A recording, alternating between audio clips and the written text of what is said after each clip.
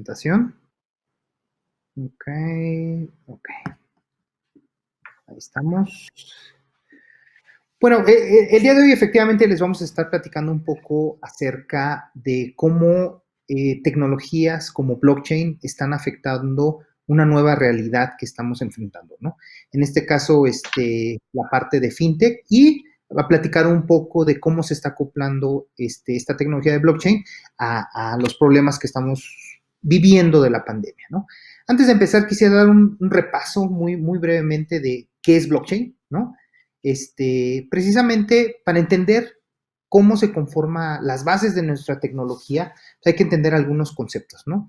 Redes de negocios, que es prácticamente cualquier tipo de intercambio de información que hoy vivimos, riquezas, que pues pueden ser ese flujo de bienes y servicios, y mercados que estamos afectando, ¿no? Tanto públicos o privados, desde cadenas de suministro a materiales, ¿no?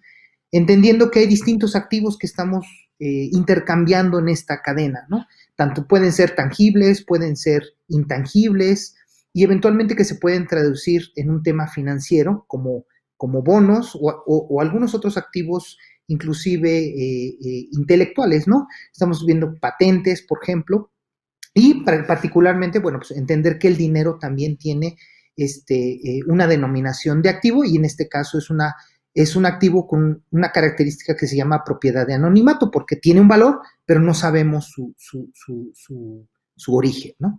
Entonces, y la otra parte para entender la tecnología, hay que conceptualizar la parte de un libro contable, ¿no? Nosotros en cualquier tipo de intercambio de estos bienes que estamos platicando y de estos mercados y riquezas, nosotros llevamos un registro, ¿no? A veces tácito, a veces explícito, ¿no? Y este registro es precisamente donde se está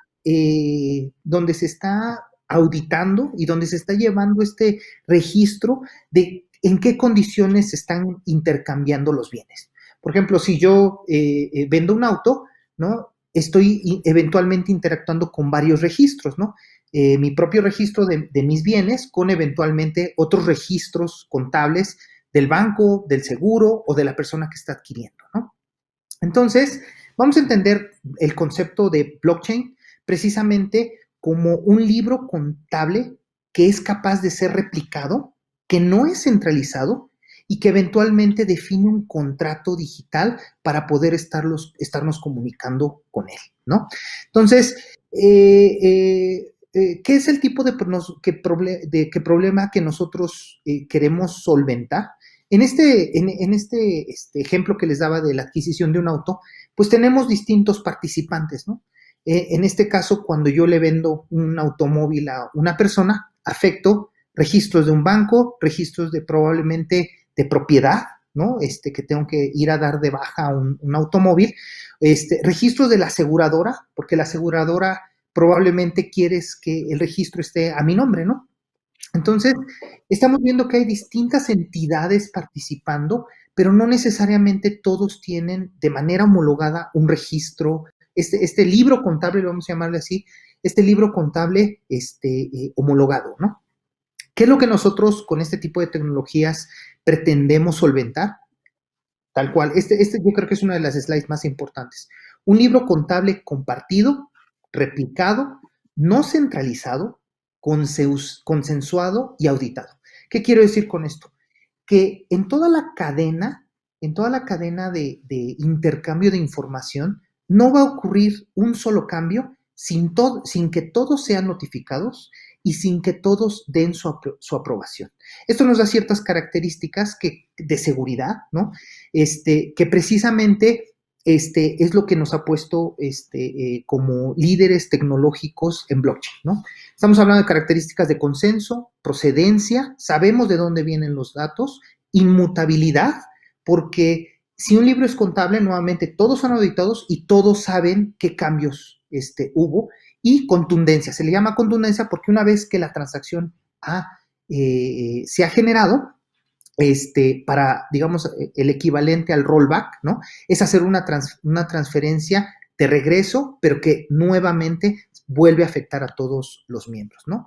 Entonces, resuelve blockchain particularmente resuelve problemas de bases de datos, por ejemplo, que es algo y modelos cliente-servidor que han existido por muchos años, ¿no? Estos problemas generalmente son problemas nuevamente de origen, de inmutabilidad, de contundencia y de consenso, ¿sale? Lo interesante es que en estos, conforme nosotros vamos incrementando el número de participantes en nuestra cadena, la vamos haciendo más robusta, porque tenemos más ojos que están auditando cada una de las transacciones. ¿Qué almacenamos en cada uno de estos? Nosotros llamamos bloques, ¿no? Bloques, la cadena, pues las transacciones, ¿no? Esos bienes y riquezas que platicamos al inicio, y eventualmente, y lo que todavía lo hace más fuerte, es que hacemos una vinculación de los datos de estas transacciones con información del bloque anterior. Entonces, que nuevamente, ¿no? Conforme vamos construyendo una cadena, dependemos de la información del bloque vamos a llamarle, de mi bloque vecino para poder seguir construyendo esa cadena. Eso es lo que lo hace todavía mucho más robusto, ¿no? Aparte de que es consensuado y que todos tenemos muchos ojos viendo sobre las transacciones, ¿no? Entonces, entre más participantes existen, se vuelve más compleja y difícil de atacar, y eventualmente se almacena una copia exacta en cada uno de los miembros de la cadena, ¿no? Entonces, aquí brevemente les pongo, ¿no? Nosotros, ¿cómo tenemos esas dependencias entre las transacciones? Hacemos un hash de los datos y vamos vinculando vamos armando precisamente esa cadena, ¿no? ¿Cuáles son esos beneficios, ¿no? De este tipo de nueva tecnología? Pues eventualmente eliminar intermediarios, ¿no? Eso fue uno de los primeros beneficios que se vio. Nosotros, nuevamente, en este ejemplo que les platico de enviar dinero de A hacia B, eventualmente ocupamos una entidad financiera, ¿no? Esa entidad financiera le damos un poder inmenso, ¿no? Porque así como yo quiero vender algún bien, en este caso un automóvil, habrá cientos o miles o millones de personas intercambiando ese bien que es el dinero particularmente, y eventualmente esa entidad centralizada, vamos a llamarle así, puede explotar, puede hacerse todavía más fuerte prestando momentáneamente el dinero de en conjuntos que está consolidando, ¿no? Entonces, idealmente, de una manera idealizada, ¿no? Porque el modelo económico no va a cambiar, cuando se pensó en ese tipo de tecnologías, fue precisamente para eliminar estos intermediarios. Es por ello que ustedes van a empezar a buscar, encontrar terminología que relaciona a blockchain con el famoso trade fair, ¿no? O sea, tener una trazabilidad de cómo evoluciona el bien que yo tengo hasta que llega de un lado a otro, ¿no? Ejemplos, uno de los ejemplos más importantes, bueno, pues es Bitcoin, ¿no? Hay algunos otros ejemplos de entidades gubernamentales, particularmente, por ejemplo, en Brasil. Ahora se están haciendo auditorías para que cada uno de los bebés que nacen, poder asignarles una cadena de blockchain y que eventualmente podamos tener ese identificador único de población basado en este tipo de tecnologías, ¿no? Algunas otras aplicaciones, niños que nosotros queremos dar ayuda en algún otro lado del país, saber que la cantidad o el dinero que yo estoy asignando, yo estoy donando para ese niño del otro lado del mundo, va a ser íntegra y le va a estar llegando, ¿no? O sea, que no se va perdiendo o degradando, diluyendo a través de las distintas entidades de donación, ¿no? Que existen para llegar ahí, ¿no? Y bueno, y se dice que este tipo de tecnologías es el futuro de la seguridad social, ¿no? Para eventualmente tener ese único identificador que conjunte pasaporte, datos de tarjetas de crédito, CURP, RFC, todos en una sola cadena inquebrantable. Hay en general, independientemente de los casos de usos que podamos aplicar, generalmente convergen en 4 puntos. un tema de procedencia, de saber de dónde vienen las cosas, de verificación de identidad, de detección de fraude o de reconciliación y gestión de la disputa, ¿no? Ahí les pongo algunas industrias que están afectando hoy en día, ¿no? Hay 3 palabras claves para identificar si blockchain es necesario, ¿no? La primera de ellas es, hay muchas partes involucradas, hay un requisito de confianza, de saber que la persona que está haciendo estas solicitudes o está participando en mi cadena, necesito verificarla. Y la otra, que la información deba de ser a prueba de manipulaciones. Si las 3 dicen sí, es candidato a ser un proyecto de blockchain, ¿no? Hay distintos tipos tenemos distintos tipos de modelos. Lo que nosotros llamamos business to customer, o sea, el negocio precisamente para llegar a nosotros. Les pongo un ejemplo, un tema de portabilidad de números, para que las empresas de telecomunicaciones tengan certeza que la persona que está contratando una línea telefónica es, ¿no? Y poder determinar todos esos llamadas anónimas que eventualmente tenemos para fraudes, ¿no? Y poderla detectar de una manera más rápida. O lo que nosotros llamamos business to business, ¿no? Es bien sabido que hoy en día hay 2 industrias, que son los ejemplos que les pongo aquí, que es precisamente de distribución, en este caso de los diamantes, ¿no? El ejemplo que les quiero poner, donde tenemos la necesidad de trazar de dónde vienen y si no son diamantes rojos, ¿no? O que están siendo transaccionados de manera ilícita. Y el otro ejemplo, también muy interesante que está participando blockchain, es precisamente en el mercado de consumo lúdico de drogas, por ejemplo, ¿no? Si un país está regulando la manera lúdica de consumir este tipo de artefactos, pues es necesario trazar que sean producidos en ese mismo país, ¿no? No hace sentido que seas un país que automáticamente lo ponga en venta y de forma lúdica, pero lo estés trayendo a tu país de forma ilícita, ¿no? Entonces, con este tipo de tecnologías podríamos trazar ese tipo de industrias, ¿no? Obviamente, la plataforma que no solo IBM, también otros vendors ofrecen en el mercado, está basado sobre un estándar público que se llama Hyperledger Fabric y que eventualmente permite su despliegue en distintas nubes, tanto públicas como privadas, ¿no? Este es el tipo de despliegue que nosotros tenemos, o arquitectura, nosotros y también otras industrias, ¿no? Un componente completamente software as a service, donde todo ocurre en una nube administrada por un tercero, un despliegue híbrido donde podemos tener la gestión centralizada de mi nube de blockchain en una nube de blockchain y cada uno de los miembros viviendo en otra nube o eventualmente en nubes privadas o en la empresa propiamente, o lo que nosotros llamamos autoadministrado, ¿no? Donde cada uno de los componentes puede vivir en una nube pública o privada. Ese es el tipo de, vamos a llamarle, requerimiento o estandarización que la industria está llegando, ¿no? Hay algunos vendors que no tienen la capacidad de ofrecerlo y es algo que debería de tener, es una característica que debería de tener este tipo de tecnología, ¿no? Entonces estamos hablando precisamente, ya para concluir, de un journey, ¿no? Precisamente un journey de transformación digital y de modernización aplicativa. ¿Cómo blockchain ha entrado en ese camino, no?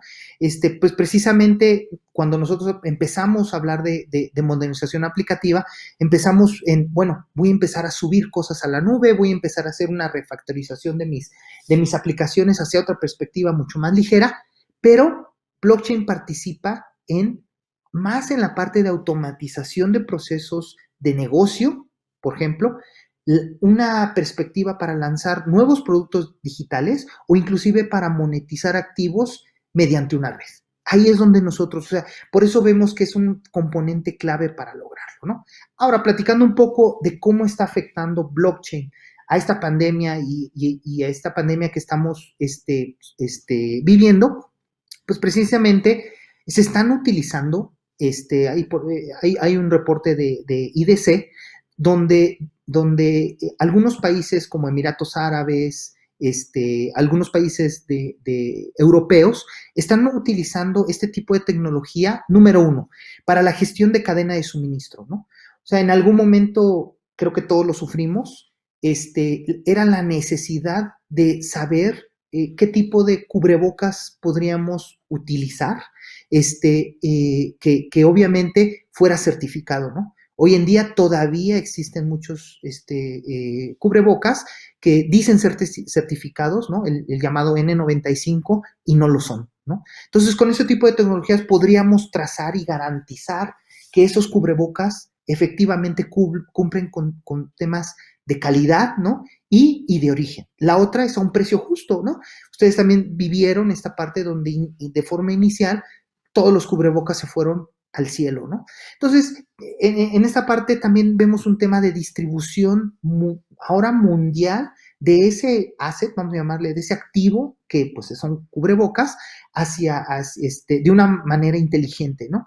Esto también afecta planes de distribución, ¿no? Nosotros vimos que la pandemia fue moviéndose en distintos tiempos, en distintos países. Probablemente los países que ya superaron su pico decrementaba la necesidad de este tipo de activos, bueno, pues tener la capacidad de moverlos a países con una necesidad más crítica, ¿no? También la parte de conteo de casos, creo que es algo que todos los países sufrimos, donde exigíamos a las entidades gubernamentales tener una claridad, ¿no?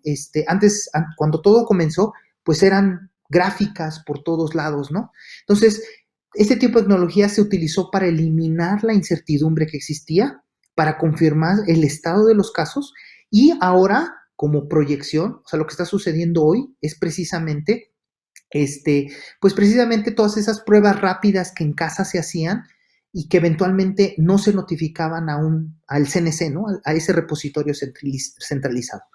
Dos últimos comentarios antes de pasarle la batuta a mi compañero Pedro, es también el tema de interacciones humanas, ¿no? Nosotros particularmente vemos que en la televisión dicen, bueno, hemos analizado que el movimiento de la gente a través de la ciudad ha incrementado, ¿no? ¿Cómo están logrando eso la tecnología? ¿Cómo los proveedores de redes e inclusive algunos sistemas operativos que están corriendo sobre nuestros celulares, pues es precisamente a través del traqueo de móviles?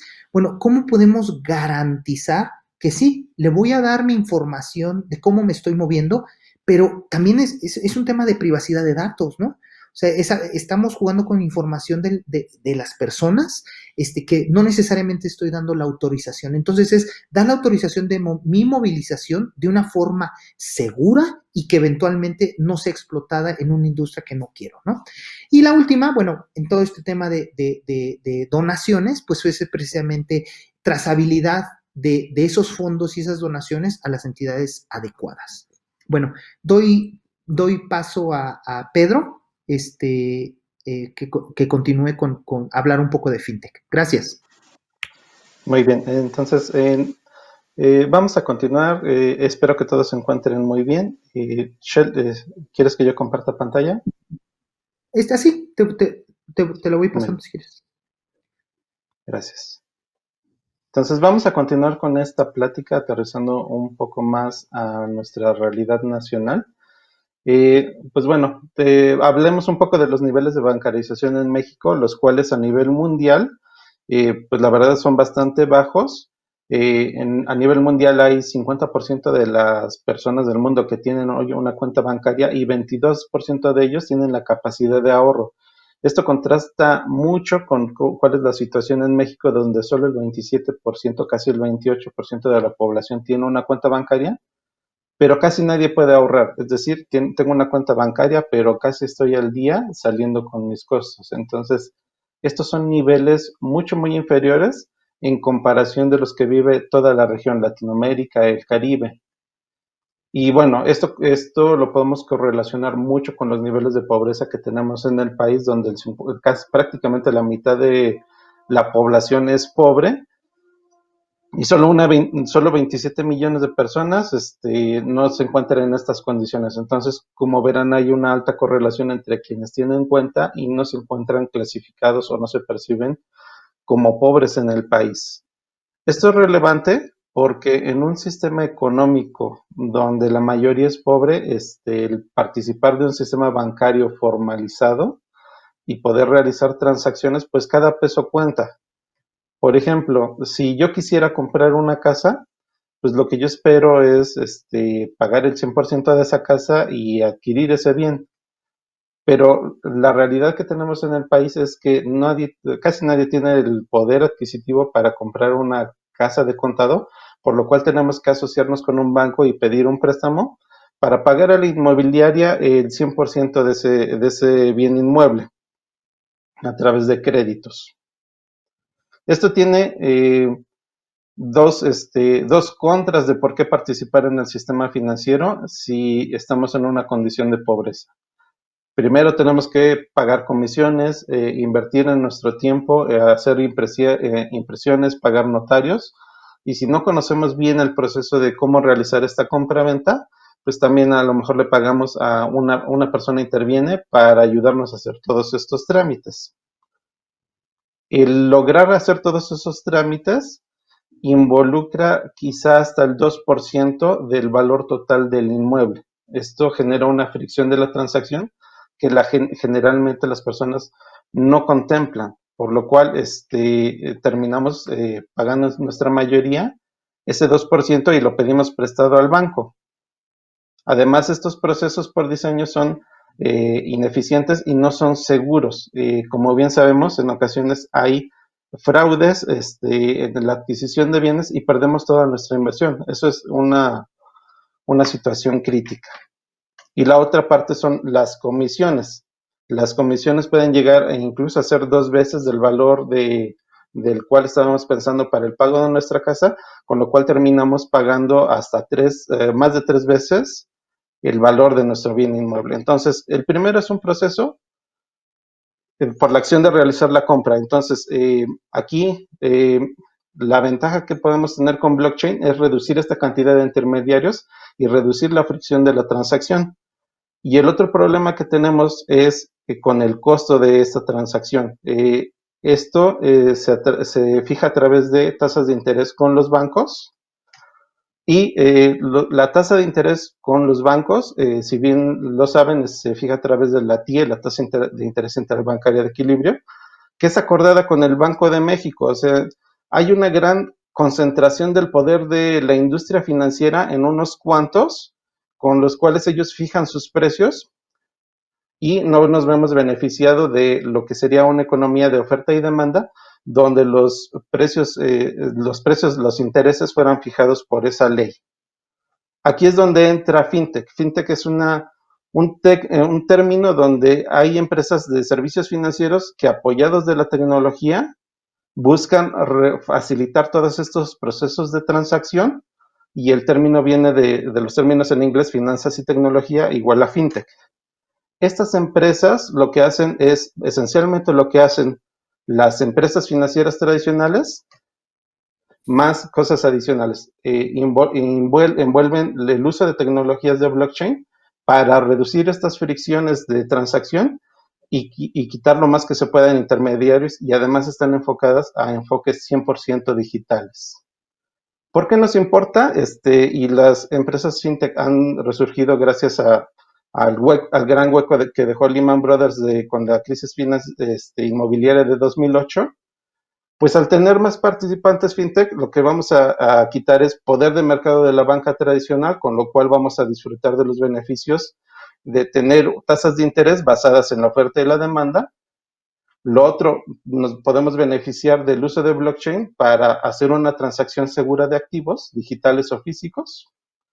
Y la ventaja es que disfrutan de una estructura organizacional más delgada, lo cual abarata sus costos, tanto en términos de administración como en renta de inmuebles. Bueno, aquí vamos a hacer unas preguntas y respuestas. Estamos abiertos a que hablemos vía en línea, nos pueden contactar sin ningún problema. Y finalmente, recordarles que está el evento de maratona, que consiste en un maratón de 42 días, donde va a haber 8 retos, esos incluyen blockchain, donde van a poder usar la tecnología y probarla, e involucra 6 países. Va a ser un gran evento donde los invito a participar. para que juntos experimentemos la tecnología de blockchain. Muchas gracias.